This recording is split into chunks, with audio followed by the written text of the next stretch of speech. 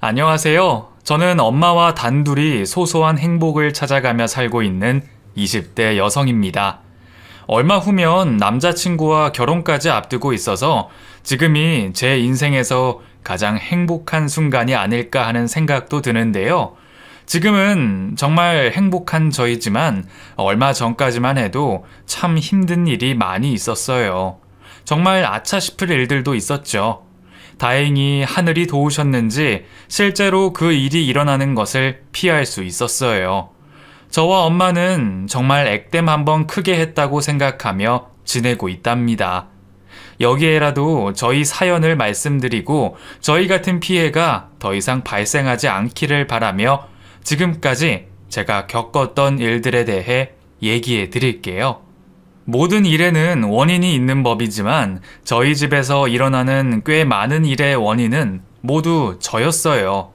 그것도 저의 음악적 재능 때문이었는데요. 가난한 집에서 예술적 재능을 가지고 태어나는 것은 참 집안을 불안하게 만드는 일이 아닐까 싶을 정도예요. 얼마 전 있었던 일에 대해 말하면서 왜 제 재능에 대한 얘기를 먼저 꺼낼까 의아하겠지만 이 모든 일이 여기서부터 시작된 일이니 제 어릴 적 일에 대한 얘기부터 얘기해 드릴게요. 말씀드린 것처럼 저는 어렸을 때부터 음악에 재능이 있었어요. 제가 다니던 유치원에는 방 한켠에 피아노가 있었는데요. 수업을 시작할 때나 끝마칠 때쯤이면 선생님이 피아노를 치며 노래를 같이 불러주셨어요. 저는 언제나 피아노를 치는 선생님을 보며 너무 멋있다고 생각했고, 저도 저렇게 피아노를 치는 사람이 되고 싶다고 생각했죠. 유치원에는 저보다 어린 아이들도 많았기 때문에 선생님들께서는 아무도 피아노를 만지지 못하게 피아노를 사용한 이후에는 꼭 잠금 장치를 걸어 놓으셨어요. 그래서 저는 항상 피아노나 피아노를 치는 선생님을 바라보기만 할 뿐 쳐보지는 못하고 속으로 쳐보고 싶다는 생각만 가득했죠.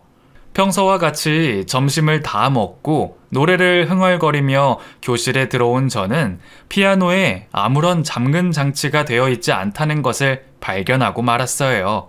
평소에 하지 못하게 하는 일이면 꼭 해보고야 마는 성격이었던 저는 피아노를 보니 한번 쳐보고 싶다는 생각이 솟구치더라고요. 그렇게 선생님과 친구들이 없는 틈을 타서 피아노라는 악기를 처음 만져보게 됐죠. 저는 아마 타고난 재능이 있었던 건지 몇 번 피아노를 만져보는 것만으로도 평소에 선생님이 쳐주시던 소리를 낼 수 있었어요. 그렇게 시간 가는 줄 모르고 피아노 음율에 푹 빠져서 다른 사람이 들어온지도 모른 채 치고 있으니 어느새 선생님이 교실 안에 들어와 계시더라고요. 저는 아차 싶었죠. 당연히 선생님께 혼날 거라고 생각했거든요. 그런데 저를 동그란 눈을 한 채 놀라며 보시던 선생님은 방금 피아노를 친 게 제가 맞냐며 물으셨어요.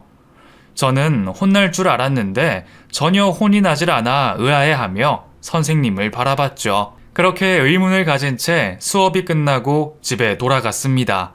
집에 돌아가서 평소처럼 엄마에게 그날 유치원에서 무슨 일이 있었는지 조잘조잘 떠들면서 간식을 먹는데 엄마께서 갑자기 전화를 받으시더라고요. 아마 유치원 선생님의 전화였던 것 같아요. 전화를 끄는 엄마의 모습은 고민을 깊게 하는 모습이었어요.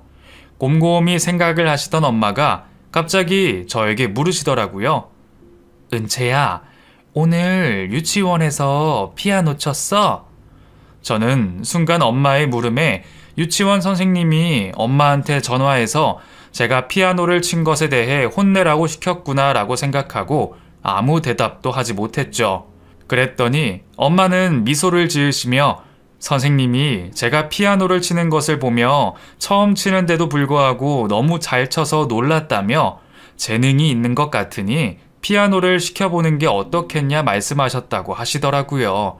은채야, 선생님이 오늘 네가 피아노를 치는 것 보고 깜짝 놀라셨대. 너무 잘 쳐서. 은채, 어디서 피아노 치는 법을 배운 거야? 저는 한 번도 피아노를 치는 법을 따로 배워본 적이 없었기 때문에 사실대로 그냥 선생님이 평소에 치는 것을 보고 따라친 것뿐이라고 대답했어요. 그랬더니 엄마가 깜짝 놀라시더라고요. 그리고 그날 저녁, 엄마는 아빠와 심각한 모습으로 대화를 나누셨죠. 여보, 오늘 유치원에서 전화가 왔는데 선생님이 유치원에서 은채가 피아노를 치는 모습을 보셨나 봐. 한 번도 배우지 않았는데 보기만 한 걸로 그렇게 잘 치는 걸 보면 엄청 재능이 있는 것 같다고 하시더라. 음악을 시켜보는 게 어떻겠냐고. 그래? 아니, 우리 딸이 그렇게 재능이 있으면 당연히 시켜줘야지. 학원에 보내면 되는 건가? 제가 재능이 있다는 말에 기뻐하던 아빠였지만 엄마의 한마디에 속상한 표정을 지으시더라고요. 여보, 피아노 학원 수강료가 얼마나 비싼데. 안 그래도 요즘 은채 유치원비 때문에 살림이 빠듯한데 당연히 우리 딸이 재능이 있으면 뭐든 시켜주고 싶지만 참 속상하네. 엄마의 말을 듣고 한참 속상한 표정으로 생각에 잠긴 아빠는 여보, 그래도 은채가 저렇게 음악을 좋아하는데 우리가 학원 정도는 다니게 해줘야지. 그렇지 않으면 우리 은채한테 너무 미안할 것 같아. 돈이야. 내가 더 열심히 일하면 되잖아.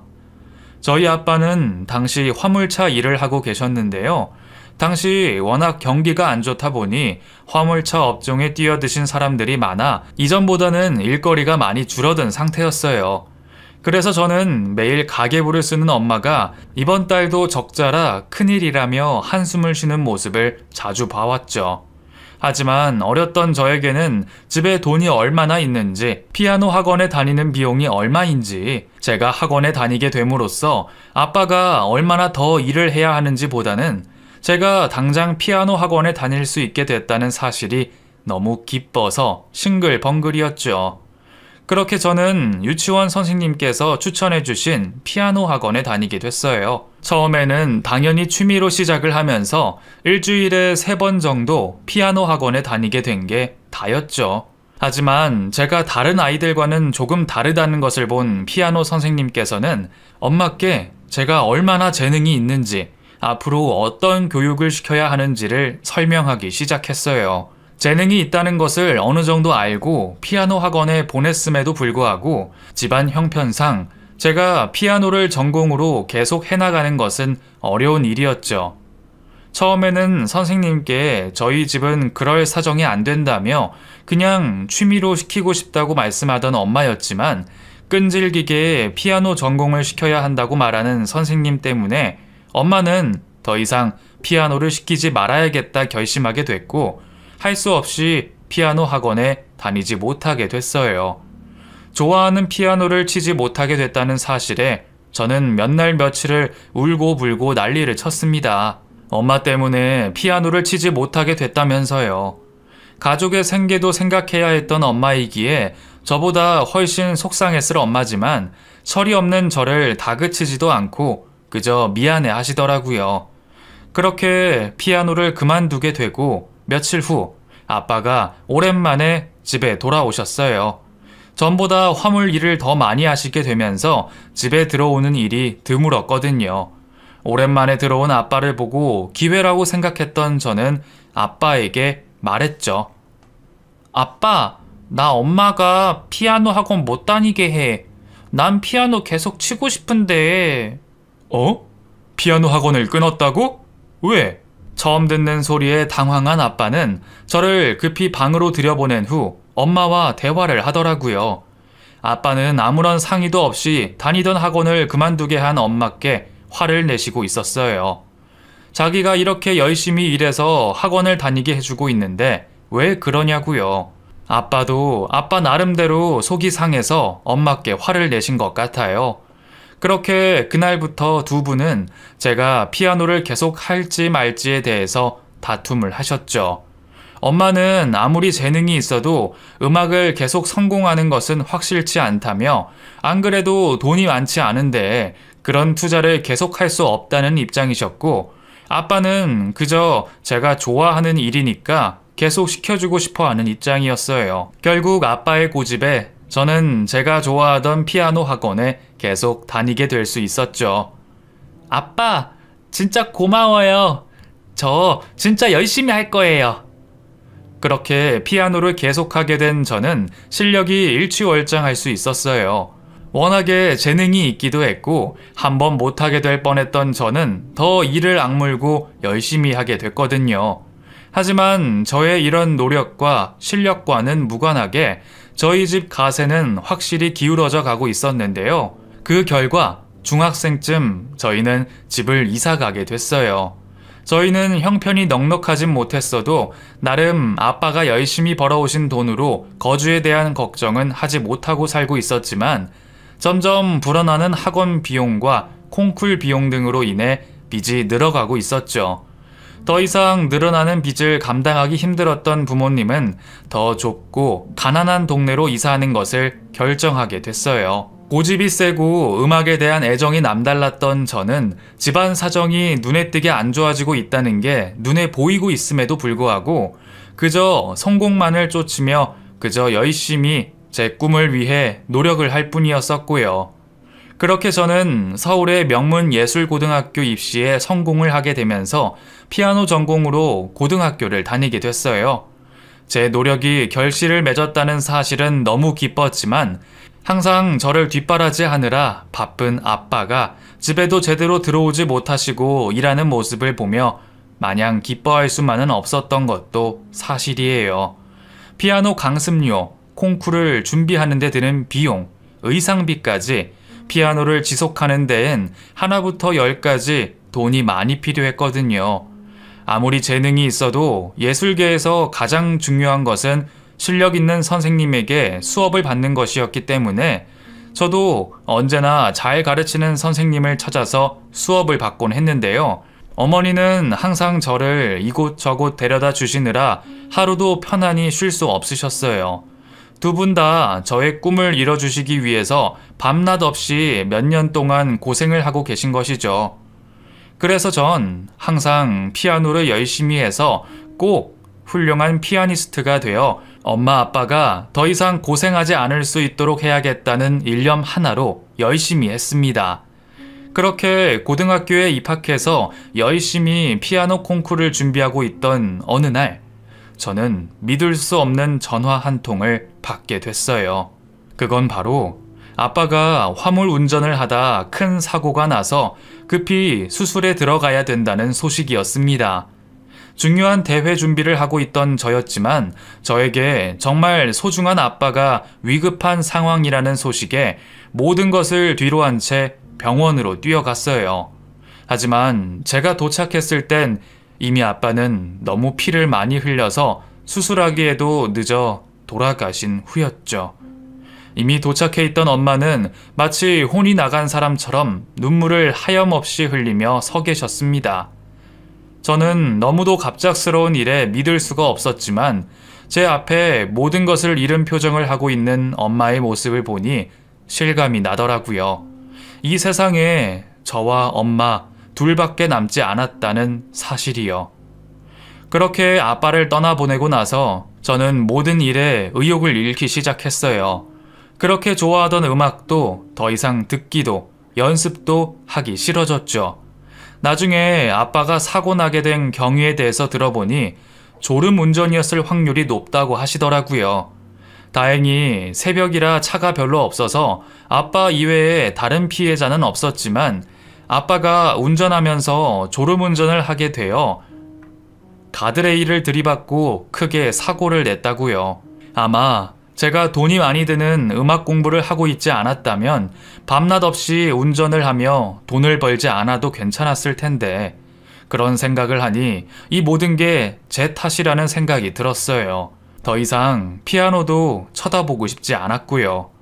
저는 그때부터 피아노와 연습을 멀리하기 시작했어요. 예술고등학교라 학비도 비쌌기 때문에 더 이상 예술고등학교에 다닐 필요도 없다는 생각에 엄마께도 전학을 가고 싶다고 말했죠.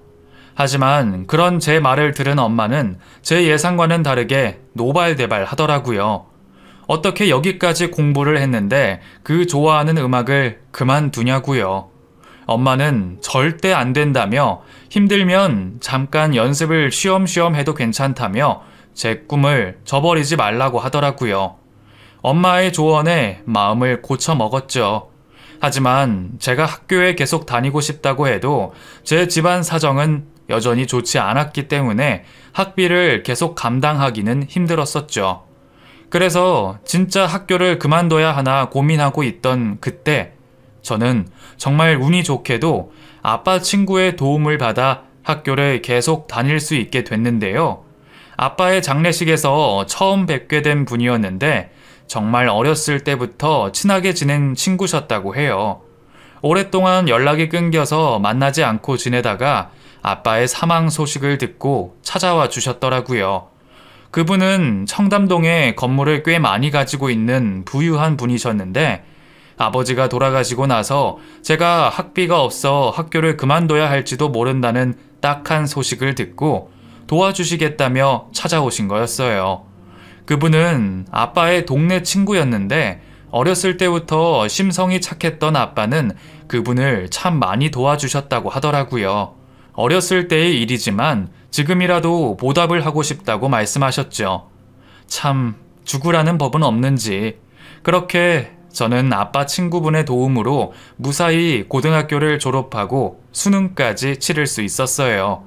비록 아빠의 죽음으로 꽤 힘든 시기를 보내야 했기 때문에 피아니스트로서 좋은 성과를 많이 낼 수 없었지만 그래도 국내 콩쿨에서는 꽤나 좋은 성적을 내던 저였기에 무사히 서울에 있는 한 대학교의 피아노 학과에 입학할 수 있었죠. 대학교에 입학하게 된 저는 저 때문에 열심히 일만 하다가 돌아가시게 된 아빠와 아직도 저만 바라보며 뒷바라지 하시는 엄마를 위해서 무조건 성공해야 한다는 생각만 가지고 대학을 다녔어요. 키도 크고 얼굴도 꽤 예쁘장한 데다 피아노 실력도 좋았던 저는 어딜 가도 눈에 띄는 편이었기 때문에 저를 보고 고백하는 선배, 동기들도 꽤 있었지만 연애에 관심도 없었고 연애를 할 때가 아니라는 생각에 그 누구에게도 관심을 보이지 않았죠. 그리고 그때쯤부터 저는 살림의 보탬이 되기 위해 피아노 강사로도 일하기 시작했어요.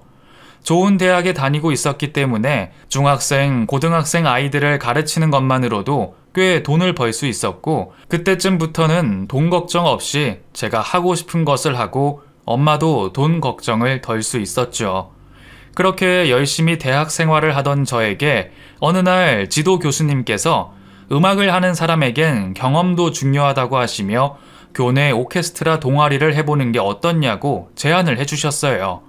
지금 생각해보면 학과 친구들과도 별로 어울려 지내지 않았고 공부와 과외만 하는 제 모습을 보고 좀 안타까워 하셨던 것 같아요.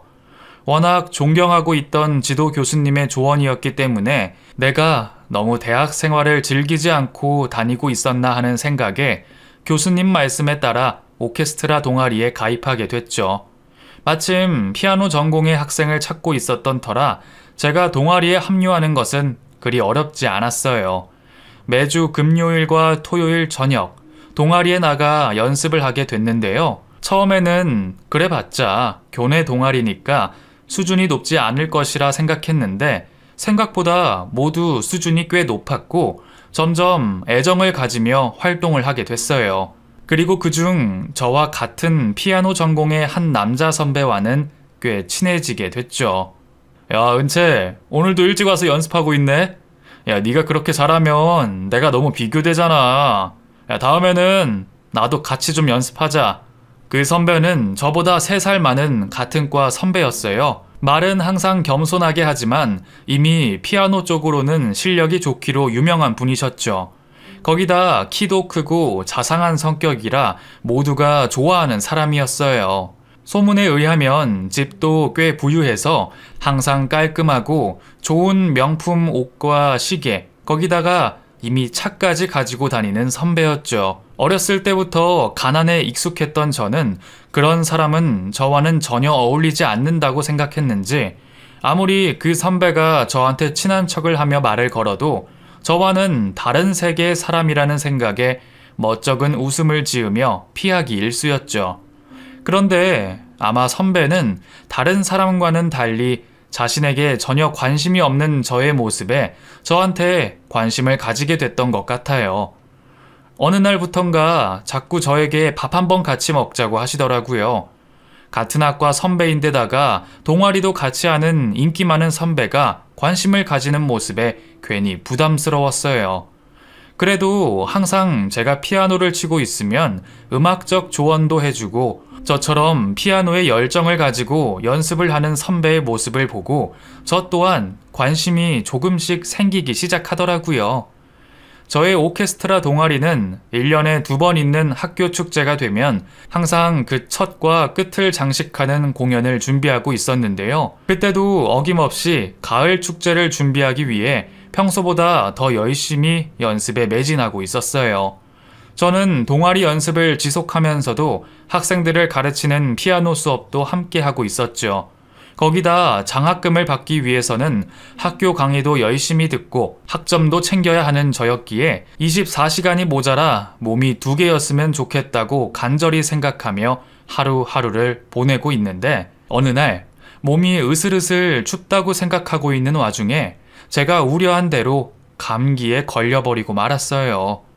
콜록대면서도 연습 시간은 꼭 지켜야 한다며 연습실에 나와 평소처럼 오케스트라 연습을 하고 있었죠.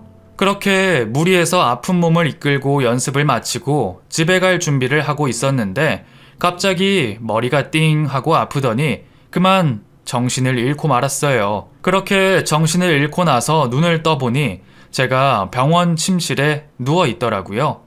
정말 당황스럽게도 제 옆에는 그 선배가 있었어요. 지호 선배?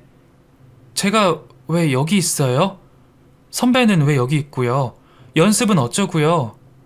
기억 안 나? 너 오케스트라 연습 끝나고 갑자기 쓰러졌잖아. 어쩐지 콜록거리면서도 너무 열심히 연습한다 싶더라니. 들어보니까 너 요즘 과외 알바도 계속하고 있다면서. 그렇게 쉬지도 않고 계속하니까 이렇게 몸이 상하지. 의사 선생님께서 피로가 많이 쌓인 데다가 감기까지 걸려서 쓰러진 거라고 하시더라. 수액도 아까 다 맞았고 약도 처방해 주셨으니까 약 먹고 집에서 푹 쉬면 금방 괜찮아질 테니까 걱정 마. 나중에 알고 보니 제가 쓰러진 후 선배가 바로 저를 업고 차에 태워 병원에 데려다 주고 옆에서 지켜봐주고 있던 거였어요. 그때 같이 있던 동아리원 몇 명도 제가 걱정돼서 함께 왔었지만 도통 제가 일어나지 않자 지호 선배는 자신이 계속 지켜볼 테니 어서들 가보라고 해서 혼자 남아 있었던 거고요. 평소에는 약간 부담스럽다고만 생각했던 선배의 호의가 막상 아플 때 도움을 받으니 참 고맙더라고요. 이미 밤이 늦어서 본인도 피곤할 텐데 저를 걱정해 주느라 계속 남아 있어 주는 게 보통 일은 아니잖아요. 그렇게 내심 감사했음에도 그저 평소처럼 냉랭하게 고맙다고 한마디 하는 저에게 그 선배는 친절히 밤이 늦었다며 집까지 데려다 주겠다고 했어요. 집까지는 택시비도 아깝다고 생각하는 저였기에 선배의 호의를 거절하지 않았죠. 그렇게 집에 가는 내내 딱히 대화도 나누지 않고 집에 도착했는데 문득 병원비를 내지 않고 왔다는 사실을 깨달았죠. 선배, 혹시 병원비 어떻게 된 거예요? 아, 병원비? 아까 그냥 냈어. 뭐 얼마 안 나왔으니까 굳이 안 줘도 돼. 내가 너 저녁 한번 사려고 했는데 우리 아직도 못 먹었잖아. 그냥 너 저녁 사준 셈 치지 뭐. 네? 아무리 그래도 그건 제가 너무 염치 없죠. 정 마음에 걸리면 네가 나중에 나 밥 한번 사면 되잖아. 다음 주 수요일 저녁 어때? 그날 축제니까 축제 끝나고 같이 저녁 먹자. 그렇게 선배에게 크게 도움을 받고 얼떨결에 저녁 약속까지 잡아버리고 말았죠. 수액을 맞고 처방받은 약을 먹으며 어느 정도 몸을 회복하게 된 저는 무사히 학교 축제 공연을 끝마칠 수 있었고 약속했던 대로 선배와 저녁을 함께 하게 됐어요. 저는 그저 학교 근처에 있는 식당에 가려고 했는데 선배가 자신이 데려가고 싶은 곳이 있다며 저를 데려가더라고요. 꽤 좋아 보이는 레스토랑이었어요. 금액대가 꽤 높아 보이는 곳이라 잘못 걸렸다 생각하면서 그나마 가장 저렴해 보이는 메뉴를 골랐는데 저를 보던 선배가 제 생각을 다 읽어버렸는지 저를 보며 귀엽다는 듯 웃더라고요. 저는 괜히 무시를 당한 것 같아 왜 웃냐고 한마디 쏘아 붙였죠. 왜 웃어요? 아니, 그냥 귀여워서 그런 거야. 기분 나빴다면 미안. 근데 은채야, 너는 왜 그렇게 나를 싫어하는 거야? 네? 제가 선배를 왜 싫어해요? 저는 그냥 관심이 없는 건데요. 아, 진짜?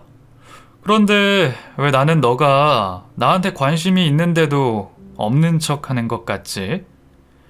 순간 제 마음을 꿰뚫어 보는 것 같은 선배의 말에 괜히 자존심이 상한 저는 선배에게 쏘아붙였죠. 착각하지 마세요. 괜히 저 아플 때 한번 도와주신 거 가지고 제 약점 하나 잡았다고 생각하시나 본데 전 선배한테 관심 없어요. 전 원래 없이 자라서 이런 고급 레스토랑은 와보지도 못했고 그래서 이런 곳에서 선배랑 농담 따먹기 하면서 놀 시간 없어요. 전 배불리 먹었으니까 이만 일어날게요. 그렇게 자리를 박차고 일어나는 저를 보고 선배는 저를 황급히 붙잡았죠. 미안. 진짜 너 기분 나쁘게 하려는 건 아니었어. 너는 나한테 관심이 없을 수 있겠지만 나는 너한테 관심 많아. 처음엔 항상 피아노만 생각하고 누구보다 열심히 연습하는 모습에 같은 전공자로서 존경스러워서 관심이 가는 줄 알았는데 그냥 생각해보니까 널 좋아하고 있는 거더라고. 너는 어때, 은채야? 조심스럽게 자신의 마음에 대해 고백하는 선배의 모습에 괜히 저도 마음이 흔들리더라고요. 그렇게 저는 제 인생 첫 연애를 시작하게 됐어요. 생각지도 못한 사람과 얼떨결에 시작하게 된 연애였지만 막상 시작하고 보니 참 좋더라고요. 연애를 하기 전에도 항상 저에게 잘해주는 모습에 참 좋은 사람이라고 생각은 하고 있었지만 만나보니 훨씬 자상하고 다정한 사람이었어요. 하지만 선배의 성격과는 별개로 연인이 되고 나니 전에는 알지 못했던 선배의 다른 모습이 조금씩 보이기 시작하더라고요. 사귀기 전에는 그저 선배가 부유한 집에서 자라서 부족한 것이라고는 전혀 없이 살아올 줄만 알고 있었는데요. 알고 보니 선배는 저처럼 엄마와 단둘이 자랐다고 하더라고요.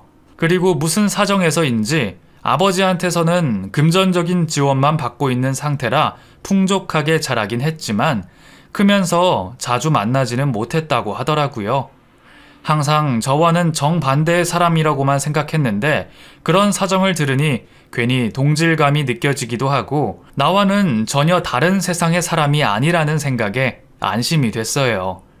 제가 대학에 들어가 평범하게 남들처럼 연애도 하고 과외도 하고 돈을 벌 수 있게 되니 누구보다 엄마가 좋아하셨는데요. 제가 누구를 만나든 기뻐하며 찬성을 하셨을 엄마셨겠지만 제가 한번 집에 데려온 오빠를 보고 나서는 참 좋은 사람을 만나는 것 같다며 기뻐하시더라고요. 저도 그런 엄마에게 이제 더 이상 내 걱정을 하며 고생하지 않아도 된다고 이제 엄마 고생길은 끝이라고 말씀을 드렸죠.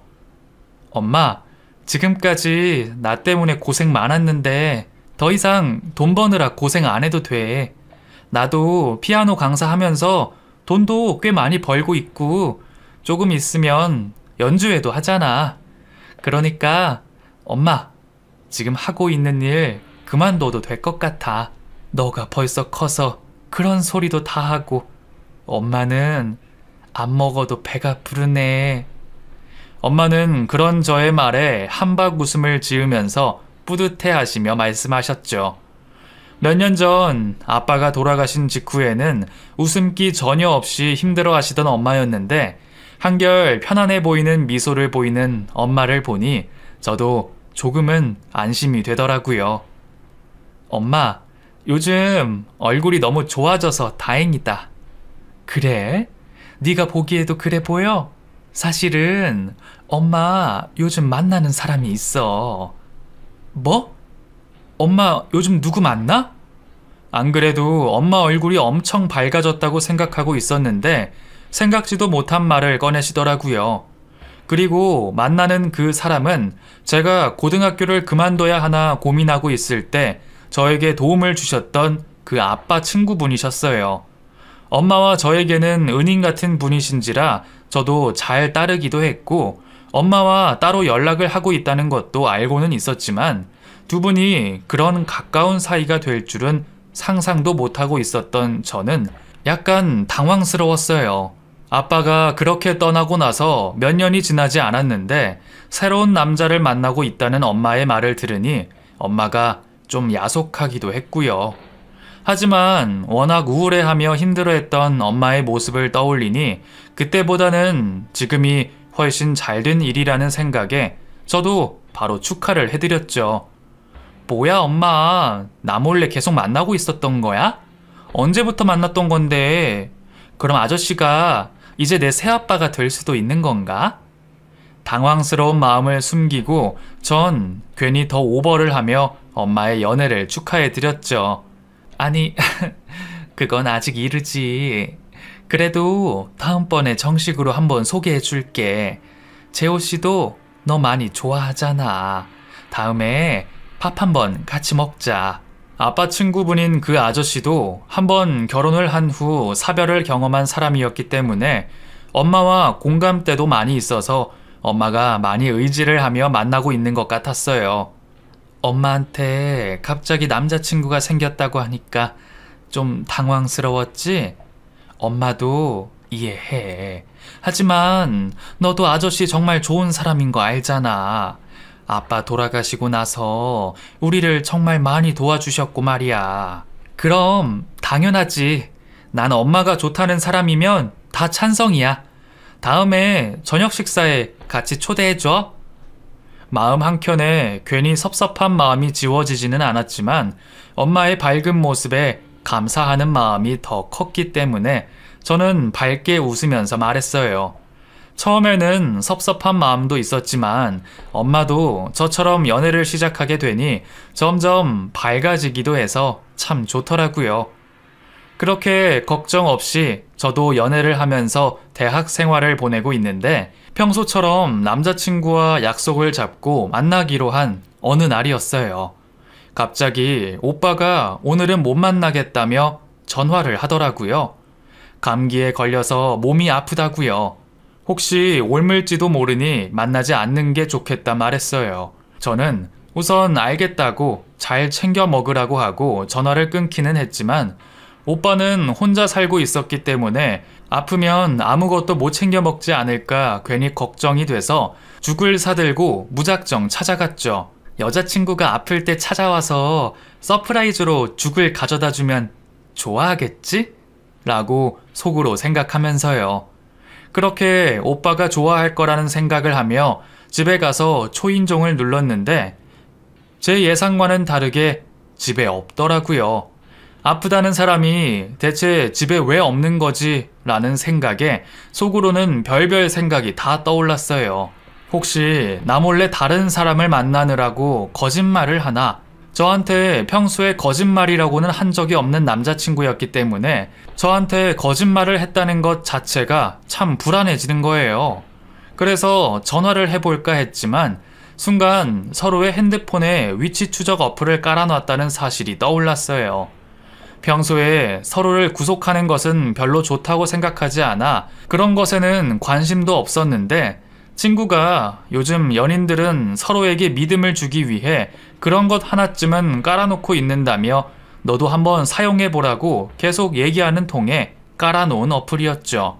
그 이후로는 한 번도 사용해보지 않아서 설치해놨다는 사실조차 까먹고 있었는데 문득 이런 상황이 되니 생각이 나더라고요. 그래서 혹시나 하는 마음으로 어플을 켰어요. 어플에서는 남자친구가 어디쯤 있는지를 대략 확인할 수 있었는데 위치가 성수동이었어요. 어플을 확인해보니 안심이 확 되더라고요. 왜냐하면 그곳은 남자친구의 어머니가 살고 계신 동네였거든요. 몸이 아파서 어머니 집에서 머물고 있나 보다라는 생각을 하니 순간 안심이 되면서 괜히 의심을 했다는 생각에 미안하기까지 했어요. 그래도 이왕 죽을 산 거 가져다는 줘야겠다고 생각하고 남자친구 어머니의 집으로 향했죠. 이미 한번 인사를 간 적이 있었기 때문에 주소를 알고 있기도 했고요.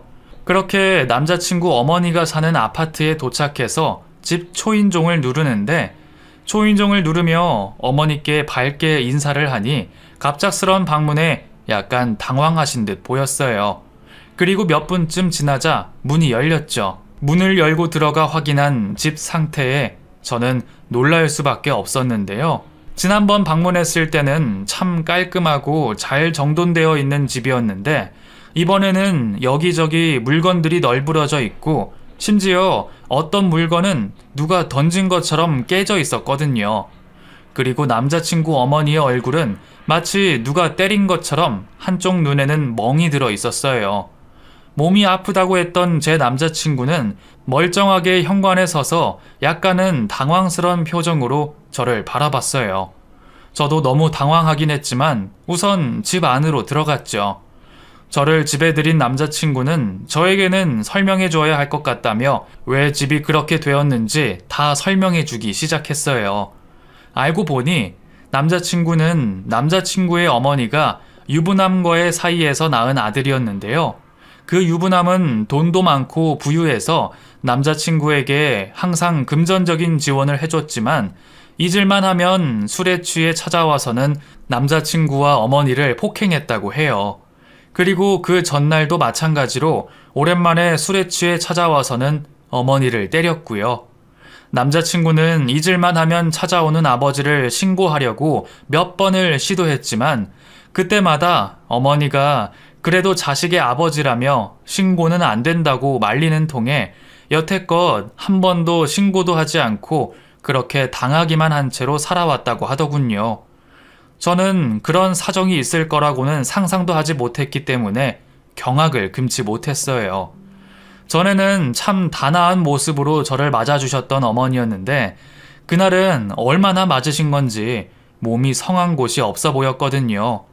참 악마 같은 사람이 다 있구나 생각하며 오빠와 어머니를 위로해드리고 나왔죠. 그렇게 약간 심란해진 마음을 뒤로 하고 집에 돌아갔습니다. 집에 돌아가니 엄마가 마치 축하할 일이라도 있다는 듯 케이크를 준비해 놓고 저를 기다리고 계시더라고요. 엄마, 이게 무슨 케이크야? 오늘 무슨 날이야? 엄마, 오늘 은채한테 축하받고 싶은 일이 있어서 이렇게 케이크도 사왔지. 뭐야, 무슨 일인데? 은채야, 엄마 결혼하려고 해. 엄마 축하해 줄 거지? 엄마의 기쁜 소식은 바로 재혼에 대한 소식이었어요. 이미 놀랄만한 일은 그날 다 겪었다고 생각했는데 엄마의 재혼이라니. 언젠가는 하지 않을까라고 생각은 하고 있었지만 이렇게 갑작스러울 거라고는 예상하지 못하고 있었죠. 하지만 케이크까지 직접 사들고 와서 아이처럼 기뻐하는 모습을 보니 저도 진심으로 축하를 해드렸어요. 엄마의 결혼 상대이자 제 새아빠가 될 분은 꽤 재력이 있으신 분이셨기에 재혼식은 척척 진행이 됐어요. 식장도 정말 비싸고 좋은 곳으로, 예물도 아주 비싸고 좋은 곳으로 선물 받으며 엄마는 결혼 준비를 하는 내내 싱글벙글이었죠. 엄마가 기뻐하는 모습을 보는 저도 안심이 됐고요. 어느새 엄마의 재혼식 당일이 됐고 저도 한껏 치장을 한 채로 재혼식에 참석했어요. 물론 오랜 연애로 마치 가족처럼 지내고 있는 저의 남자친구와 함께요.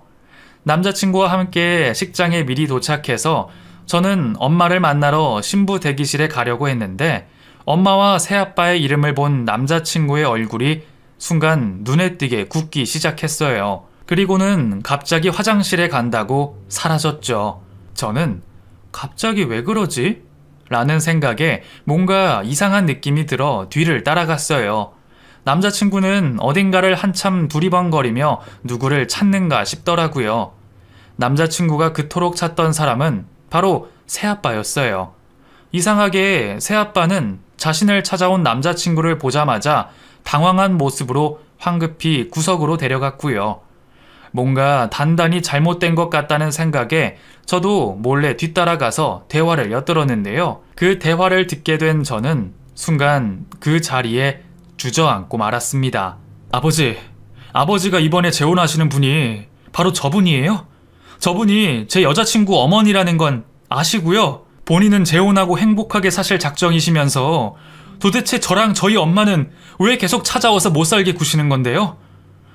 저는 제 여자친구랑 어머니가 당신 같은 사람이랑 결혼하게 둘 수 없어요.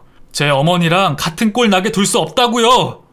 이렇게 소리친 남자친구는 뒤를 돌아 나오다 엿듣고 있던 저를 발견했고 저는 그에 깜짝 놀라서 무작정 뛰어나왔어요. 그리고 그저 엄마를 그 신부 대기실에서 데리고 나와야겠다는 생각밖에 없었죠. 제 머릿속에는 누군가에게 얻어맞아 누구보다 슬픈 표정을 짓고 있던 남자친구의 어머니와 신부 대기실에서 설레는 모습으로 기다리던 엄마가 겹쳐 떠올랐고 엄마를 그 악마 같은 사람에게서 떼어내야겠다고 생각했어요. 엄마도 마치 그렇게 될 것 같았거든요. 그렇게 신부 대기실에 뛰어든 저는 설명할 새도 없이 거의 엄마를 들쳐업다시피 하고 뛰었습니다. 웨딩드레스를 입고 있던 엄마는 저에게 아무런 설명도 듣지 못한 채로 끌려 나와야 했죠. 대체 무슨 일이냐며 소리를 치던 엄마에게 저는 설명할 시간도 없다며 잡아 끌었어요. 그렇게 무사히 결혼식장을 빠져나와서 저는 엄마에게 모든 자초지종을 설명해 드렸죠.